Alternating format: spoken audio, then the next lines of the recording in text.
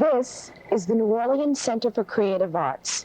I'm Andrea Rohn, and I would like to tell you something about it.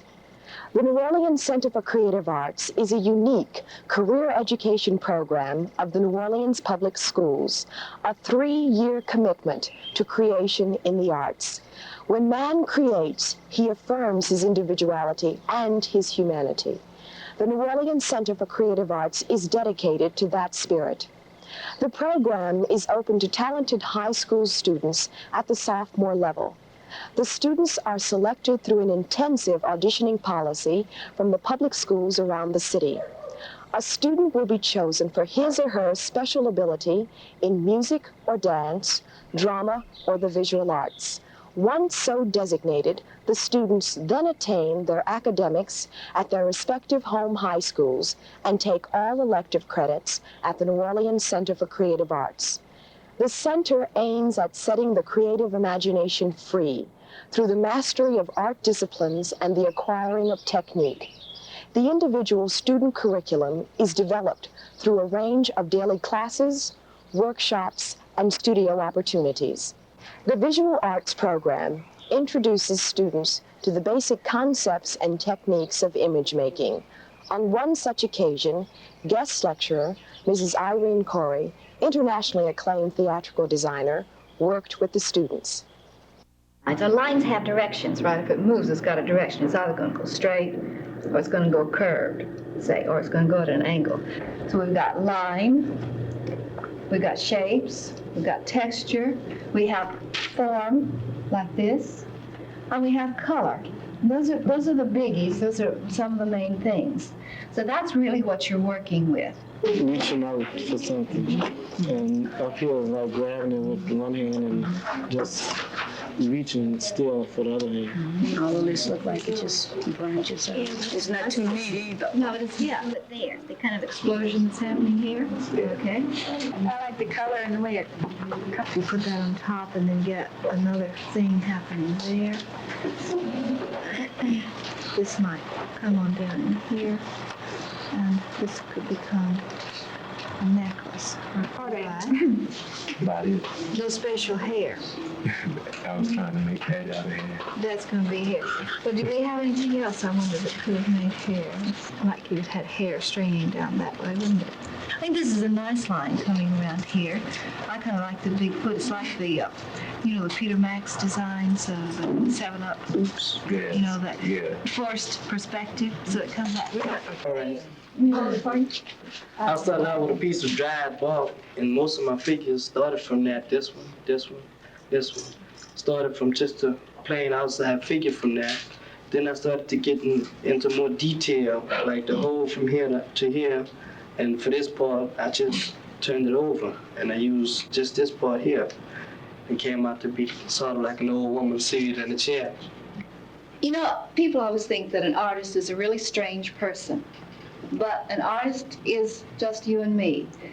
His only difference is that he can see.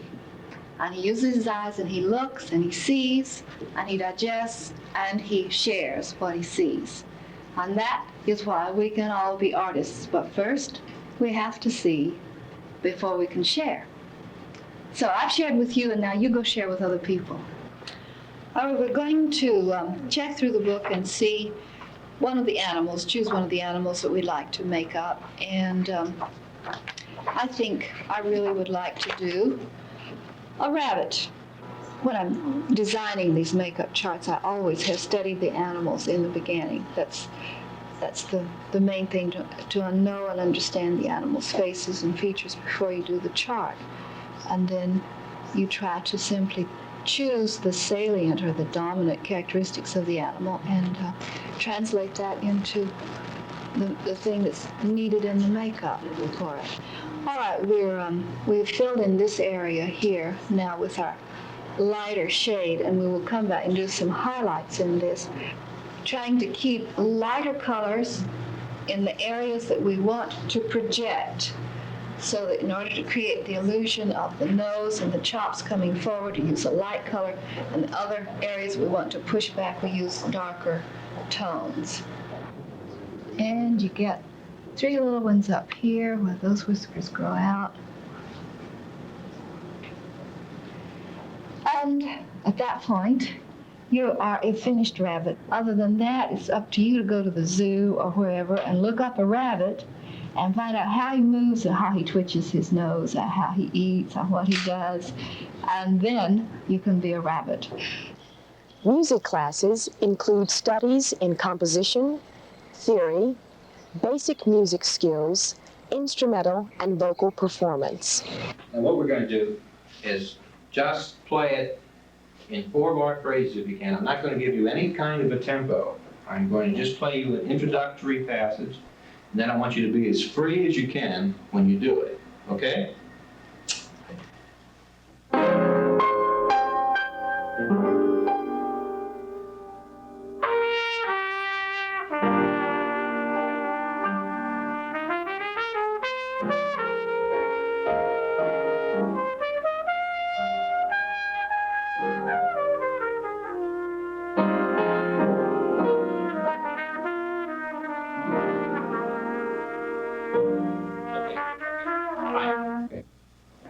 All right.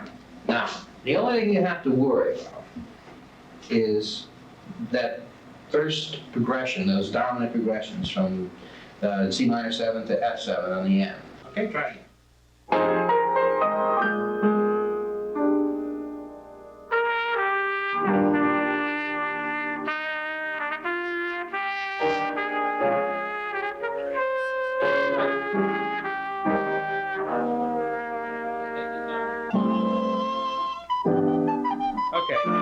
Okay, whoa! Okay, try it once by yourself.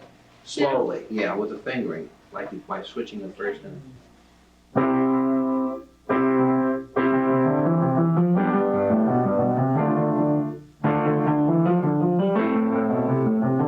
Okay, just don't rush it. Just take it easy, because it's not really very fast. You're trying to pick up the tempo when you're doing it.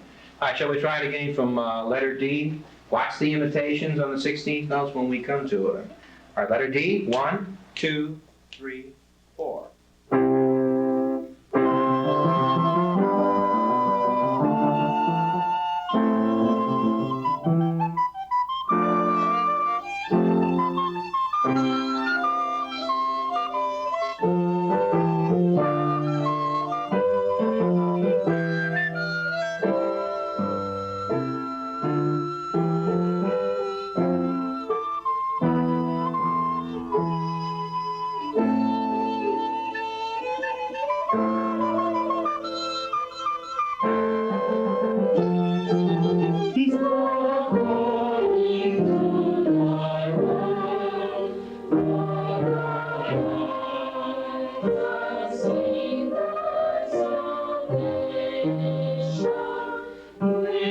No, this is not a dirge. Look at the text, it's a fairly happy text. It's got to be made much lighter and a little bit faster. Which thou hast prepared before the face of all people. Right there. There's the note.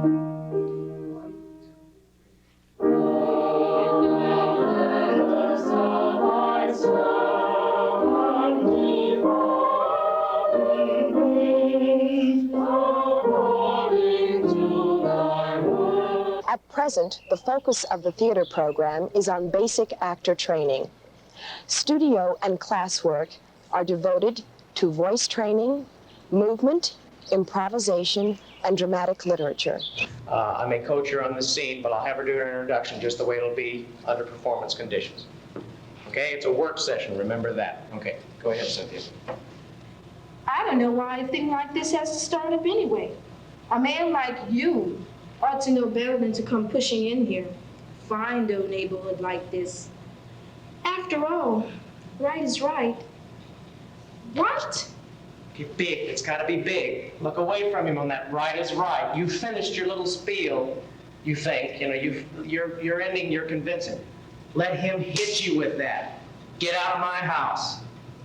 And imagine you being told to get out, okay? It doesn't please you. All right. After all, right is right. What? Well, I never. You don't seem to know what I've done for you, Mr. Blake. Well, I at least think you'd have the decency to thank me. I might have expected this, though. People like you. All right, now we'll go to your reactions to the scene. Well, I think she should have built more pressure. I mean, it didn't seem as though she really was telling him off. I mean, she wasn't scaring him enough. I mean, not scaring him, but telling him to really leave. She seemed like she was just saying, get out of here, instead of just, going More straight. pressure, a little more anger, Yeah. okay? Her projection was low. She didn't talk from here, she talked from her throat. And that way we couldn't hear what she was saying all the time. I thought that she took Joe over very well, I saw Joe, and to me it looked like she saw Joe too. Her movements could have been like an older person. Okay. She would make movements like this. And she's totally comfortable in the chair. When a guest is available to augment the staff, the students profit immensely, as was this appearance by Michael Henry, one of the country's leading mime artists. Okay, now remember, what's important here is not the movement, but the movers. That's us. Who is moving? How we're moving. The fact that we can feel ourselves moving. So first start and get a good, strong awareness of your hands. Now of the whole of your arms. As we move simply and slowly, sense every inch of that movement. Let them come up slowly, easily, and feel them. I'm interested in learning to live in the movement, to be very aware of what I'm doing. I let it go down slowly, so that it's not two sticks moving, not dead things, but it's my own live arms. Put all of your attention on your right arm. Sense it, feel it. And now just the right arm, it floats up. Let the right arm come up, slowly feeling it every inch of the way. Let your head come up, feeling your neck and your face. And now let them both come back down easily until I can learn to be peaceful, to be calm, to live in what I'm doing. Now again, we're interested in the mover, not the movement. Get that movement, there it is, easy. And I sense it going this way. And very calm, so it's very easy. Comes down. The other hand is a little different. It starts the same, comes up. It goes this way first. Then it goes this way. And then it goes this way. Okay, let's do that one again. It comes up, feel it. Then it goes straight up. And then it falls over. How can I get both of the arms going? There.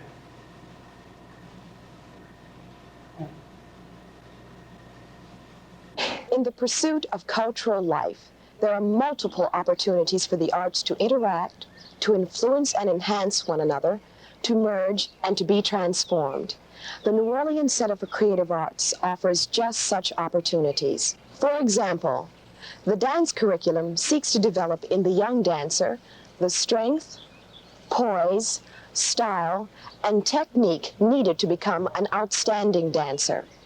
Supplementing the existing faculty with guest artists from various specialties in short or long-term residencies, the center is able to present to the entire student body, in this instance, one of the leading choreographers in the modern dance idiom, Murray Lewis.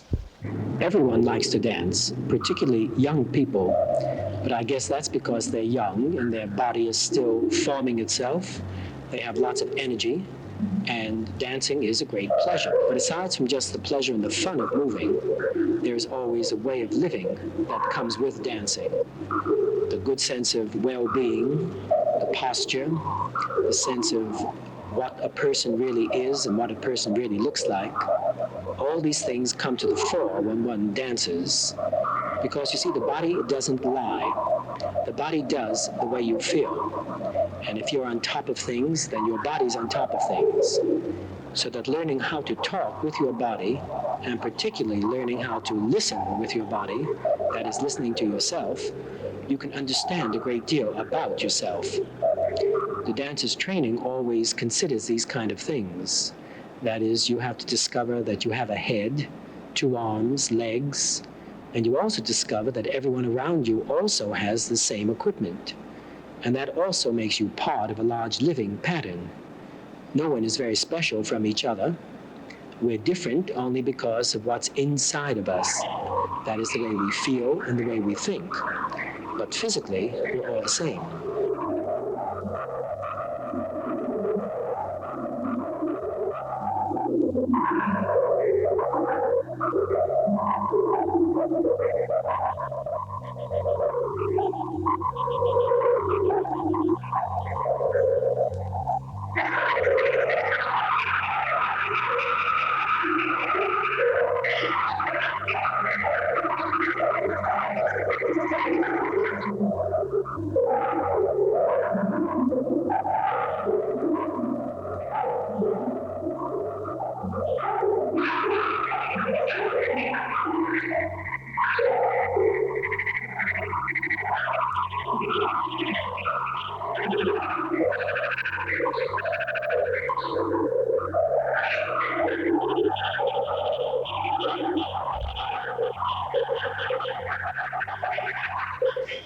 To sum up, the New Orleans Center for Creative Arts is a special learning opportunity in creative development.